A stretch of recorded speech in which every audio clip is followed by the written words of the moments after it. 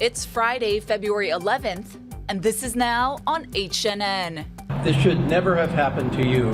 Hawaii's congressmen announced new federal legislation related to the Navy's Red Hill fuel tanks. Masks work, masks make a difference. President Biden is getting left behind by his own party as Democratic governors from across the U.S. move to lift mask mandates. Figure skater Nathan Chen says his gold medal was not possible without his mom. But if we were to do something, we have to do it better than we've ever done. These stories plus, we'll take a look back at some of the most memorable Super Bowl halftime shows of all time. That's coming up on This Is Now.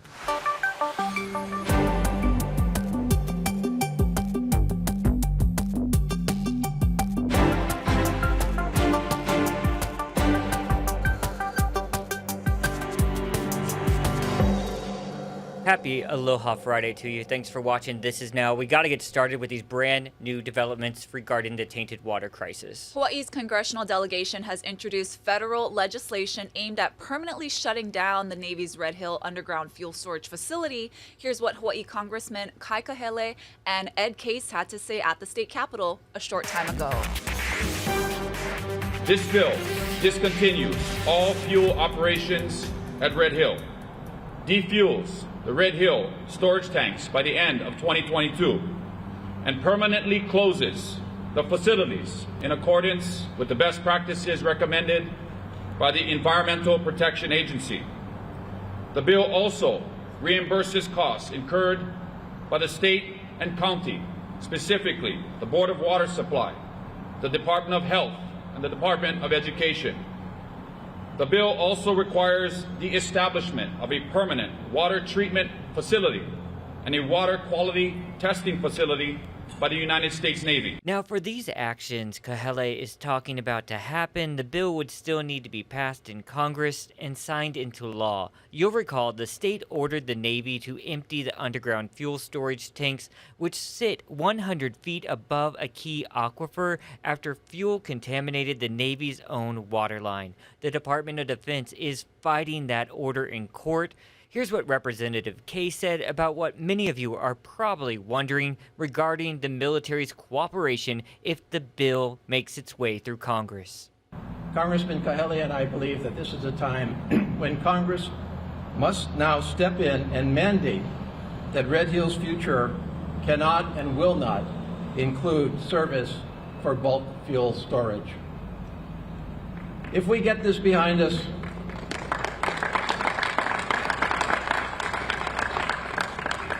if we make this decision, if hopefully the Department of Defense eventually agrees, or if they don't agree, if Congress mandates it, then we can get on with the business at hand, defueling, decommissioning, and remediating Red Hill, helping all of those affected, and funding the alternate strategic fuel storage capacity to maintain a strong defense without further risk to our families. We also know that U.S. Senator Brian Schatz said he would introduce companion legislation to shut down Red Hill. We'll have much more on this story coming up on later editions of Hawaii News Now. You can also get the very latest on your HNN digital platforms. Now to the pandemic, the state health department is reporting 8 more COVID-related fatalities today, along with 707 new infections. The breakdown of cases shows 414 cases on Oahu, 148 on the Big Island, and Maui, Kauai, and Molokai are all reporting double digits. And you know, President Biden is weighing in now on those states that are choosing to drop their mask mandates. Many of them are blue states. Here's what he had to say. Omicron and the variant, all the variants have had a profound impact on the psyche of the American people. I mean, they've had a profound impact. For example, think of all the kids who didn't get to go to a prom, all the graduations that didn't occur, all the things that, I mean, it's had a real psychological impact. Are you afraid, though, that some states and cities are moving too quickly to loosen indoor mask mandates? I committed that I would follow the science as put forward by the CDC and the federal people. And I think it's probably premature, but it's a tough call. So, New York allowed its mask mandate for indoor businesses to expire yesterday. California and Oregon will lift their indoor public space mandates soon. New Jersey, Connecticut, and Delaware plan to drop their mask mandates in schools in the next few weeks. Here at home, we've reached out to Governor David Ige, the DOH, and the DOE about any possible changes to those mask rules, but we have not heard back yet. And this update for you, Nevada and its casinos have also dropped their public mask mandates. Face coverings are no longer required in most places, including businesses and schools. Employers and schools will be able to set their own mask policies. So shortly after the governor rescinded the mandate, the Nevada Gaming Control Board followed suit. Casinos no longer require masks unless local jurisdictions still have the requirement. And a positive development today on a story many across the islands have been following. The Maui police recruit who went into a coma after passing out during training last week has woken up. Alexa is awake is the headline on an update posted yesterday to the GoFundMe page to help with the recovery of Alexa Jacobs. The family said her body temperature was 107 degrees when she passed out last Friday, and she's been hospitalized ever since. Maui police officials confirmed Jacobs was participating in the academy, but did not say what specific activities the recruits were doing at the time. The update says Jacobs has a long road ahead, but her waking up was the greatest gift her loved ones could have asked for.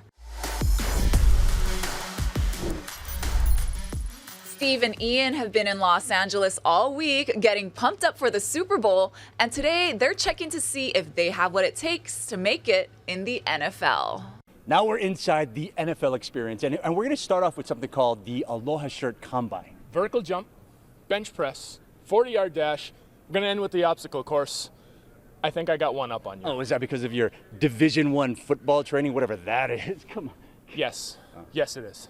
All right, let's see.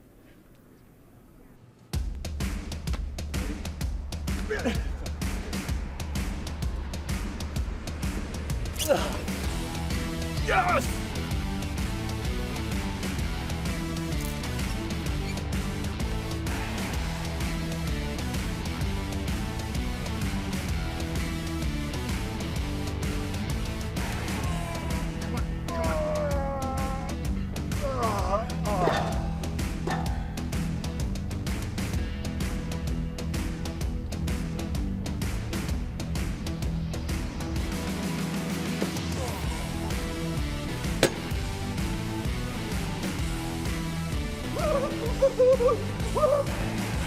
What's that? 4-3, 4-4, something like no!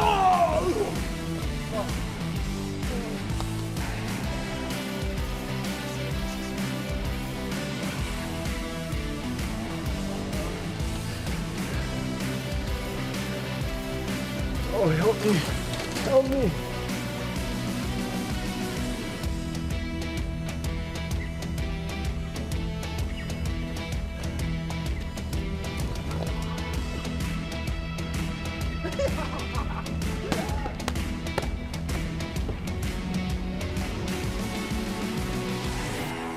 No, guys, I get it, right? They call me that too. And it's 2022. Wouldn't you think we could find something different or some other way to convince? What are you talking to the deli store? Oh, come on! Right? That's what we're talking about.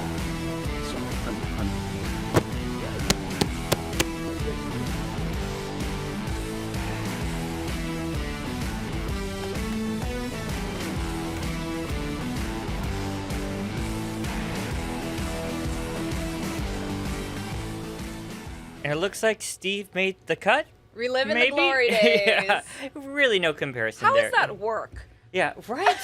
We're here in the digital center all week talking about the Super Bowl, and they're there at the NFL We're experience. just jealous. Well, let's go back in time, shall we? There's this Sure. story on our website right now, the 10 most memorable Super Bowl halftime shows. And, I want to take us back to the 90s because I'm a 90s child, and the list is amazing. But let's go back here. This is 1991. New Kids on the Block on the stage. Woo-hoo! Many consider this the moment that the Super Bowl really changed. Before this, it was mostly like marching bands that were on the field during the halftime show. Well, these guys were in Tampa. They played Step by Step. Yep. This one's for the children. And A Small World performed alongside a military choir that had parents in the Gulf War. And many people might remember there was even, at the time, 1991, they even did a Gulf War breaking news report in the halftime show. So interesting, yeah. And the 90s are so interesting because the next year, 1992, check this out. The strange halftime show known Weird. as Winter Magic was a tribute to another great sporting event that year, the Winter Olympics. Now, Olympic figure skaters Brian Boitano and Dorothy Hamill skated to Whitney Houston's epic ballad, One Moment in Time, and Gloria Estefan eventually joined in on the action. Love that song, and I remember both those Super Bowls. And I said earlier on Sunrise, very good memories of dancing to the TV when those came on. Okay, so the next year after that, what many people consider to be the best performance of all time, we're talking about MJ, and the current performers yesterday said they agree. You guys have like a gold standard of halftime performances. Do you remember any artists? Michael Jackson. Talk about it. Prince. Yep. Yeah. Michael Jackson and Prince. Yeah. I remember. I also Prince. like Justin Timberlake in Minnesota. That was in Minnesota. Yeah, that was. He did a tribute to Prince on that one. Absolutely. Speaking I thought of that was fantastic. Well, Snoop said there will not be any wardrobe malfunctions this year, I promise. You can find that article on our website, the 20 most memorable Super Bowl halftime moments. Don't forget KHNL, your Super Bowl station, so you can watch all the action on Sunday. I gotta say, John, I am like many out there who are looking forward to the halftime show more than the game. Oh, yeah. Well, it's got a cool underdog story, right? And but the halftime show is always my jam. Yeah, so. and a lot of kids out there about to see their parents get really weird on Sunday. Right. Yeah. That's so true. All right. Nothing weird about our weather, really. There's some wind changes, and Guy Hoggy's going to fill us in on that.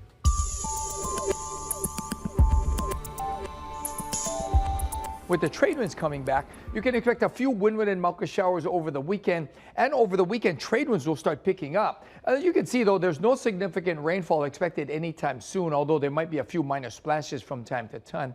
And the winds will be fluctuating in speeds. Light today, stronger and breezier over the weekend. Not that strong, but you'll notice the difference tomorrow and on Sunday. And also, again, look for a few more windward and Malka showers. And then those winds go down and go back up and go down and go down. So things are looking pretty good. A long stretch of beautiful. Let's get you another Olympic update. Let's take a look at that medal count. Norway is at the top with 6 golds and 14 overall medals. Austria and the Russian Olympic Committee round out the top 3. The U.S. is actually 7th overall, and Germany has the most gold medals with 7. Today on KHNL, starting at 3 o'clock, gold medalist Lindsey Jacob Ellis leads Team USA in the mixed team snowboard cross final, and the Americans go for gold in short track, and the U.S. takes on Canada in men's hockey. Gold medalist Nathan Chen is getting used to life as an Olympic champion. In an interview with Coy Wire, he talks about his mother's support during his career. It's hard to put into words, you know. It's a lot of years of work, a lot of people supporting me, a lot of, I know cliche, but blood, sweat, and tears, you know, and just many, many years. I started when I was 3 years old, and my mom's been with me ever since literally day one, and even until now, you know, on the phone with me, hey, what did you do in practice? How did this go? How did that go? So it means a lot to be able to have such a great team around me, and, you know, to finally get this thing that we've all dreamed about for a long time.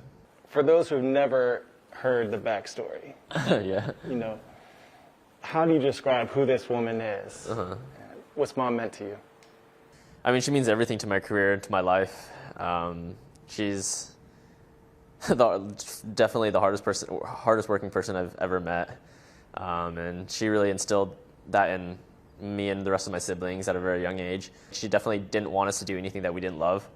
But if we were to do something, we have to do it better than we've ever done. You know, she holds a very high standard for all of us. Bottom line is, you know, she just wants us to be the best that we can be. And I think without that, there's no way I would have been able to make it to where I am now. When you think back as all the things that she's done and sacrificed, what's something that stands out and say, my goodness, she really loves me? Everything, man, like everything. But to start, I mean, there's too many things that she's done, but a really big thing is when I was around 10 years old. I was born and raised in Salt Lake City, but the coach that I'm currently with is based in California, and I really wanted the opportunity to work with this coach. But one, we weren't really in a great financial place to be able to move to California and work with a coach in California. Ice time is significantly cheaper in Salt Lake than it is in California. But she still scrapped together as many dollars as she could and would drive me from Utah to California, back to Utah to California, back to Utah to California, over and over and over.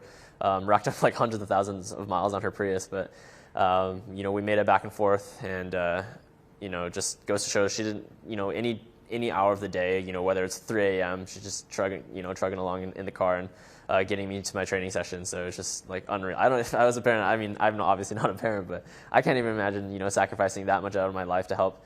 For her to just completely, not a second thought, just immediately, yeah, you need to go, all right, let's go, hop in the car, let's go to California. It's just like unreal. I played 9 years in the NFL, so I know what it feels like when there's thousands of people watching you and you have to perform in the moment. You have to be able to still your mind, and you have that. But what I want to know is, do you ever get emotional, whether happy or sad? Do you cry? For sure. Does Nathan Chen cry? Of course, yeah, of course I cry. There's always going to be good days, there's always going to be bad days, there's always going to be days where you cry that's not necessarily because it's a bad day, but, emotions are a part of life, and, as much as especially during competitions, I keep myself as calm and collected as I can. I try not to panic, I try not to let emotions get the better of me, because I feel that I can control what I do on the ice the best when I'm in a cool, calm, collected state of mind.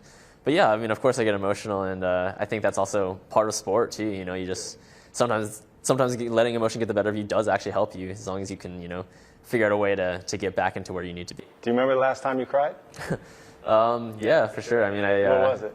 Had some rough practices heading into the game, so sometimes just emotions get the better of you, and but that's again where you have to rely on your team and resort to the people that are supporting you, and know what you need to accomplish the goals that you have, and just keep trusting them and trusting yourself.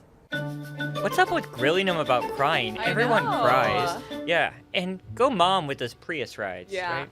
The stories Olympians tell about their parents making sacrifices is just incredible. Moving. Across country. Yeah, Stephanie Lum has a really cool podcast on mothership this week regarding just that, parents of Olympians.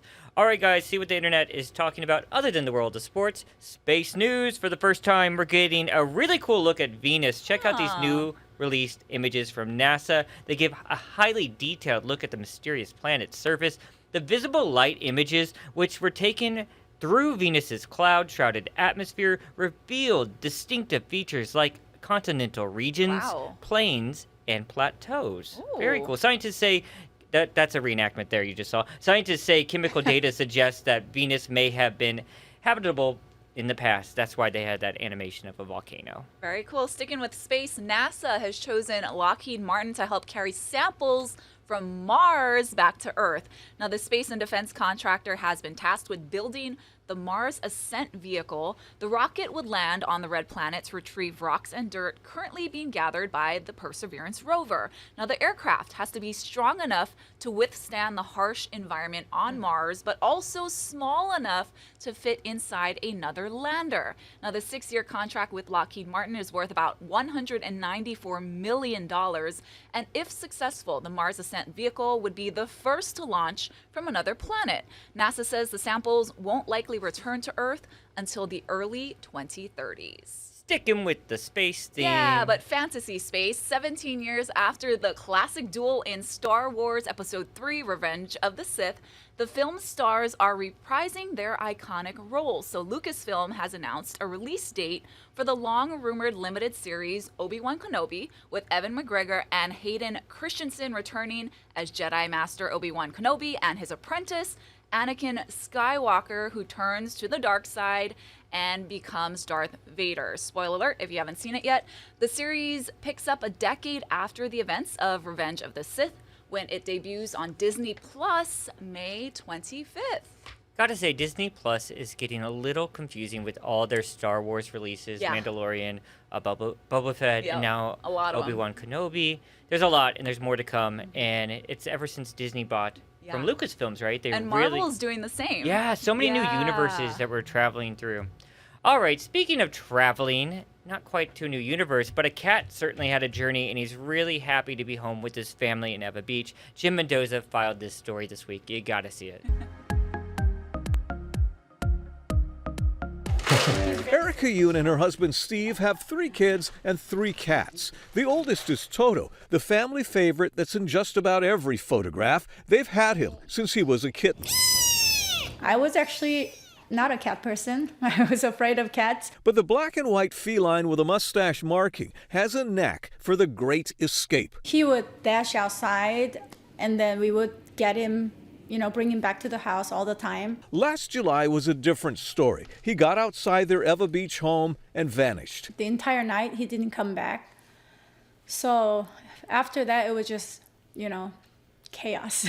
They searched, but no sign of Toto. The family even set up a cat trap just in case. So we put it out there, with tuna and like a lot of different treats. So we did everything. Nothing worked. Their missing cat flyers drew many responses that turned out to be false sightings or outright lies. I got so many text messages like that because on the flyer we said, I'm going to give a reward.